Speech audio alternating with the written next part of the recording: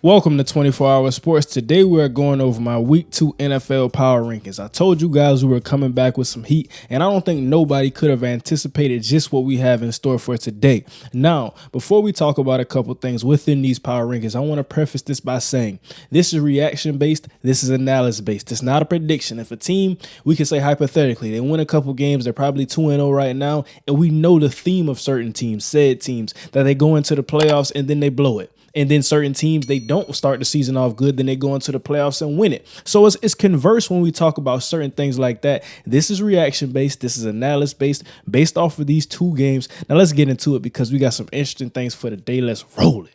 All right, so starting off, we got hunting talent. Now, these teams in the tier of hunting talent, this does not mean you're in dire need of talent. This does not mean you're lacking talent. It just means that you're hunting talent because you have a lot of places in which you want to get better. That could be quarterback, that could be running back, offensive line, cornerback, linebacker, all of the positions. So you're probably right now on the phone. You're probably right now looking at Shadur Sanders. You're probably waiting on that game against USC, looking at Caleb Williams. You're probably looking at Olu Fashanu, those types of guys, Jared Verse, all of the guys in college football. That's your mark right there when you're hunting talent. Now, in the next tier, we got skeptical/sneaky.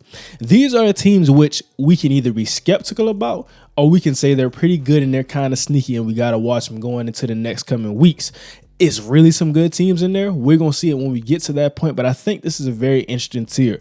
The next one, we got optimistic. And once we get to optimistic, I think that these are kind of my playoff teams in which I'm booking. Now, when I say optimistic, we have to wonder, are these guys going to bolster themselves into that contender spot? Or are they going to stay right there kind of on that bubble? They're going to make the playoffs, but they're not really a true playoff threat. Those are the teams we're looking at. Then we got confident/contenders. These are the teams that if you told me they're playing a certain team, I would book it, set it, and forget it if I pick that team. I love these teams. I'm confident in them. I believe they are contenders. And then we got dominance. Those are the teams that have set themselves apart in weeks 1 and 2. We're going to see those teams, and I think you know a couple of those teams, but I got 3 teams in that tier. Now let's get into it with the hunting talent. As you can see right here, we got the Houston Texans, the Arizona Cardinals, and the Chicago Bears. Now, like I said, when we talk about this tier, it does not mean they're in a true lack of talent. And talent can be coaching staff, it can be players, college players, different types of things, trade prospects. But when we talk about hunting talent per se, it's the fact that we have to get a little better in certain spots. And it may be the quarterback, like I aforementioned. It may be the offensive line. It may be everywhere. But these are the teams that I think have talent. We look at C.J. Stroud. We look at those pieces. Nico Collins had a big game. What C.J. Stroud did with only Shaq Mason as the starting offensive lineman, hats off to him. And I talked about that in yesterday's video. I have to clap it up for that. He was able to get over 300 yards, throwing the ball to Tank Dell, running around, improvising, those different types of things. And then you look at the defense. Will Anderson Jr., Derek Stingley, Jalen Petrie. We're starting to see some things cooking with DeMeco Ryans, but he needs time. Arizona Cardinals, I was surprised, but one thing I was saying the New York Giants game, a lot of those things, just like week 1 with New York, self-inflicted. We look at some pieces, though, and I think that the Arizona Cardinals, they're not in a true lack of talent everywhere, but at certain spots, maybe the most important spots on the football field in which they want to get better. We're going to see, though. Kyler Murray, maybe when he gets healthy, we're going to see how they handle that situation. Caleb Williams, he said he may not even come out of college football, so they have to get there. They're still not there yet. Looking at the Chicago Bears, I think probably the most surprising team in this tier. And it's surprising because I thought they did everything they could. And you may not like the process, but you can't ignore the fact that Ryan Poles tried. He probably could have got some different positions, but I'm not talking about that. I like the fact that he bought all in. He went in on the defense, cashed out there. He didn't really attack the edge and defensive line. Now, you brought in Yannick Ngakoue. You drafted Gervon Dexter, Zach Pickens, but we know what I'm talking about. That true primetime cachet with some of those guys that were on the market. And then I look at DJ Moore. I think the most aggressive move, really that trade down in the draft. You got next year's first rounder for the Carolina Panthers. You have to love what he tried to do. It's just really not working from the football aspect. We look at some of the guys. Justin Fields is even a guy we have to throw some question marks at. And as much as I love Justin Fields, as much as I love the Chicago Bears in general, I'm just seeing it on the football field, and it's not there yet. Let's get into the next tier. We got skeptical/sneaky. And as you can see, converse from the other tier, we got a lot of teams in here. The Green Bay Packers, the Indianapolis Colts, the Vegas Raiders. We got the Washington Commanders, the New York Jets, the Denver Broncos, Tampa Bay Buccaneers, and Minnesota Vikings. They're skeptical, but they could also be sneaky. I'm looking at the Green Bay Packers and I'm seeing the Jordan Love show, the Jordan Love effect. And if they get 10 more years or even more than 10 years of great quarterback play after Brett Favre, after Aaron Rodgers, I'm starting to see some things. Maybe it's rigged for the Green Bay Packers. We do not know. But the only thing I'll say, though, looking at the game versus the Atlanta Falcons, this is a team in kind of an interesting tier as well. But I think you have to bring that game home. Looking at Matt LaFleur, some of the things in which they did, and I know that Aaron Jones was out. He was dealing with the injury, but I think that when you look at his team, they have a lot of things. I look at the defense. I look at the Kenny Clarks. I look at the Rasul Douglases. He had an interception. I look at Jair Alexander. They have some pieces there, but still, it can be skeptical or it can be sneaky. Looking at the Indianapolis Colts, I think that the only reason I would be skeptical is if they have injuries. I look at Anthony Richardson and I see some of the things he can do in the running game. Had to, went into concussion protocol, but he had the 2 rushing touchdowns, everything he brought to the team. Looking at the defense, Shaquille Leonard is back roaming the middle. Talk about DeForest Buckner, talk about Juju Brents, all of those guys on that team. And I think they're skeptical right now because we're just not sure, but they can also be very sneaky once A-Rich gets back healthy.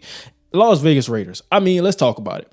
A team with Jimmy G, Josh Jacobs, all of those guys, they're going to be able to run the football. Now, didn't have a dominant game running last week. Well, actually yesterday, should I say. But when I look at it, I think that defensively with a Max Crosby, with some of the other guys on the defense, it's just going to be any given week. I don't think this is a team that's dominant. I think they may be a fringe playoff team, but I think that they can beat you. And that's the biggest thing. Any given Sunday, this team, to me at least, is a true definition of any given Sunday. And the Washington Commanders, you see the team that they played yesterday, the Denver Broncos, 2 teams that I think are kind of skeptical, but also sneaky. Let's give a clap up for Sam Howell. Round of applause for him, the game that he had, able to come back. These guys were down 21-3.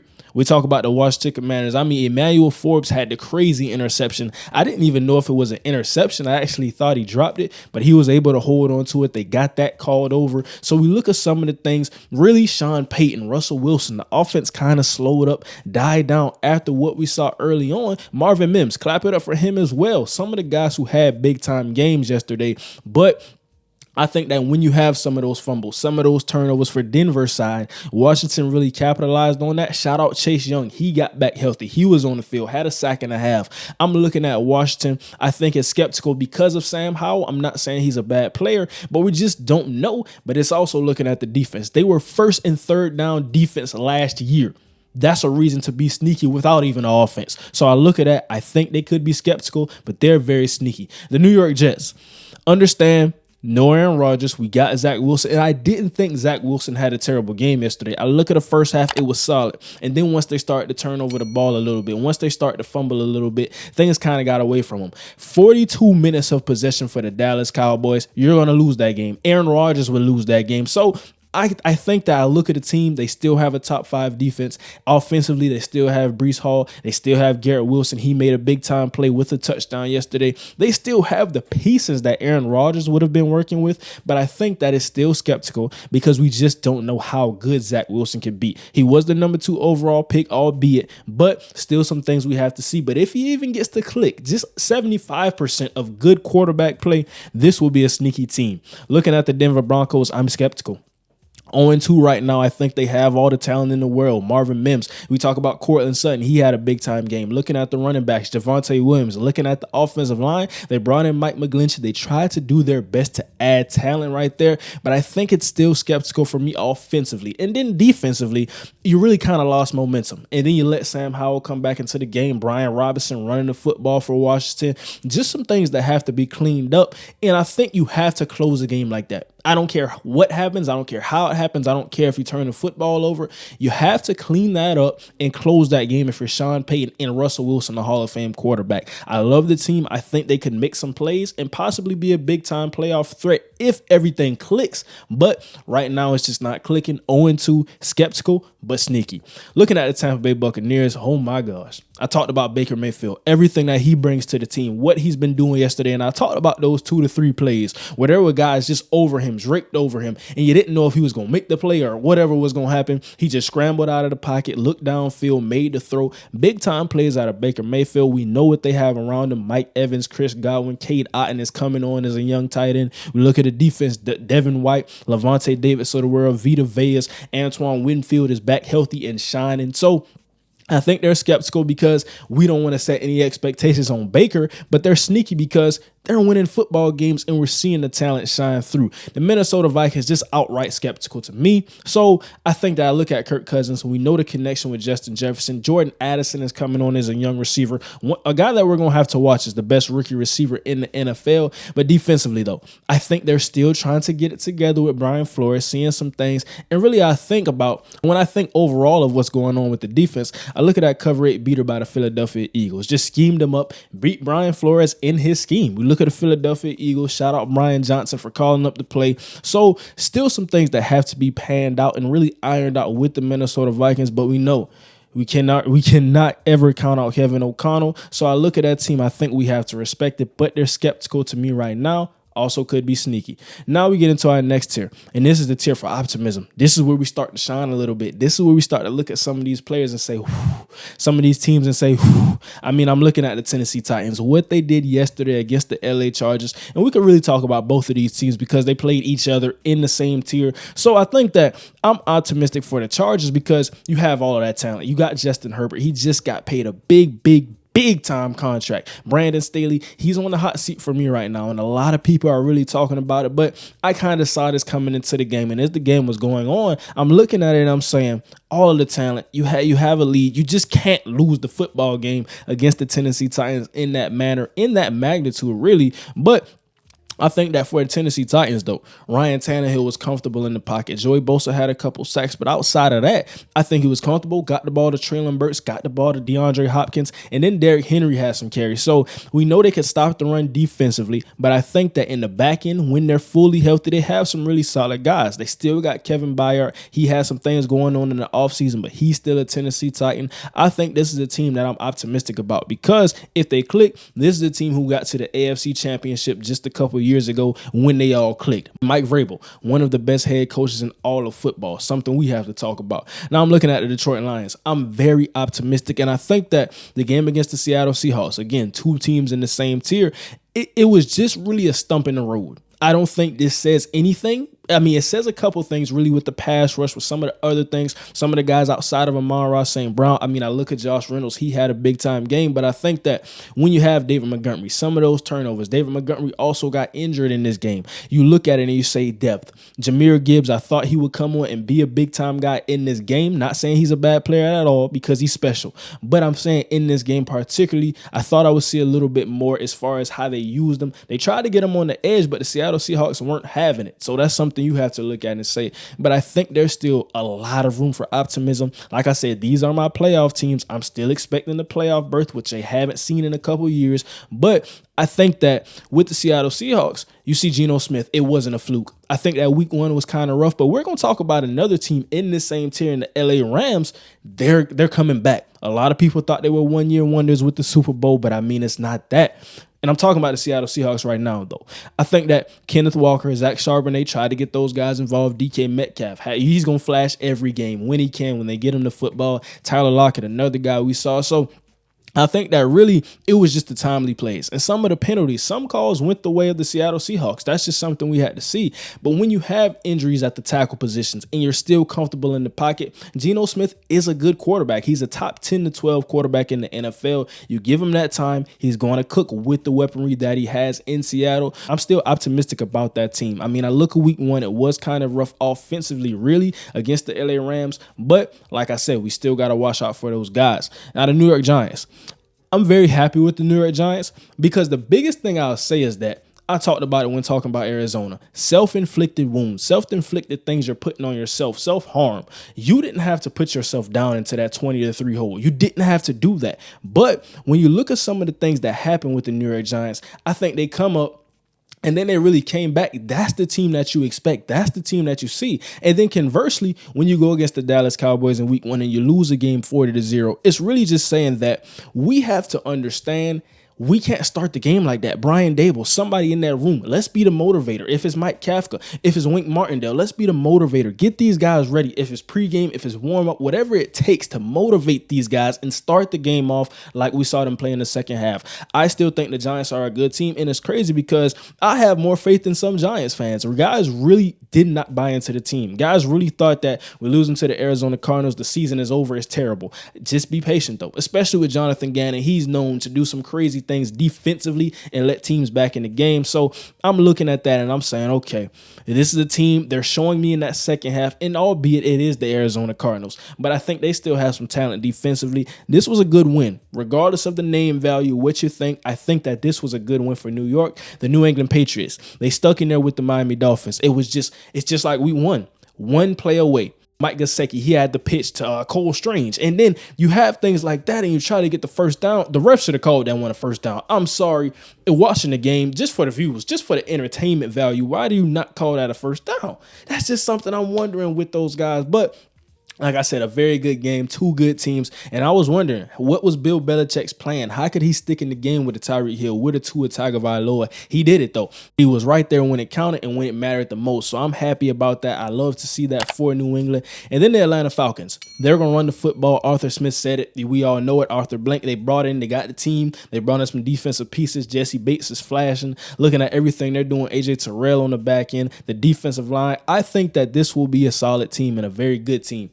NFC South, watch out. Now, one thing I'll say, though, you don't see those teams that are playing tonight. That's the Steelers versus the Browns and the Panthers versus the Saints. Let me know in the video in the next week. Do you want to see the guys who play on Monday Night Football? I don't think it's fair to really put them in these power rankings because they didn't play yet. So many things can change tonight. But like I said, getting back to the Falcons, though, I think a good team. Bijan's showing us he was worthy of the 8th overall pick. Even though he's a running back, how long can he sustain it? But I think he's still a very good player. Caught the football, ran the football. I like this team, and I'm optimistic about the Atlanta Falcons. The LA Rams.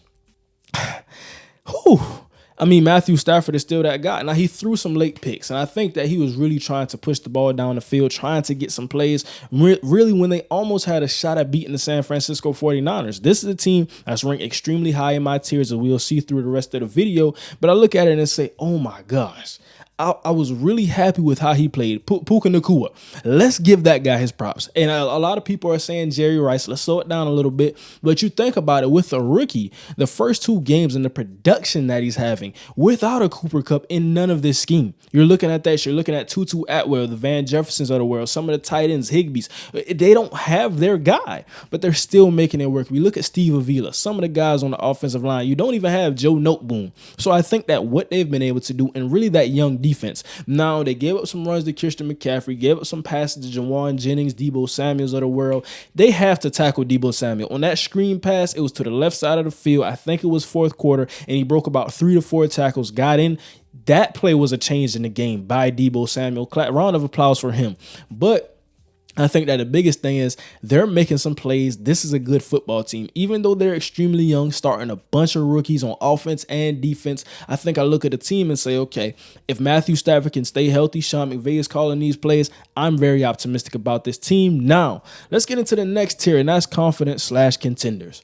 These are the teams that we all know by now. Philadelphia Eagles, Buffalo Bills, Kansas City Chiefs, Cincinnati Bengals, Jacksonville Jaguars, Baltimore Ravens. I think that the Ravens had an absolutely impressive performance against the Cincinnati Bengals. And really with the Bengals, I was worried about the offense a bit. But in the second half, kind of as Joe Burrow settled in, he got better. The offense looked better. T. Higgins got some touchdowns. Jamar Chase got some catches. Run after the catch. We're seeing that offense look special like it looked last year, although they still have some kinks to work out. But I think week 1, I want to count it. I'm not making any excuses, but with that weather, Joe Burrow, he already has small hands. We talked about it during the draft process and everything that happened. He had to put on a glove just to grip the football. But that's still saying the Cleveland Browns, this is a team that will probably be in my dominant/confident contenders tier. They're playing tonight, so they're not in these power rankings, but I'm looking at that and I'm saying, okay, this is a team that I really respect, that I really like, and I think the Bengals just got dominated by the Cleveland Browns. But last night. I think that I look at them, I look at the Baltimore Ravens in that division. It's going to be a tough one.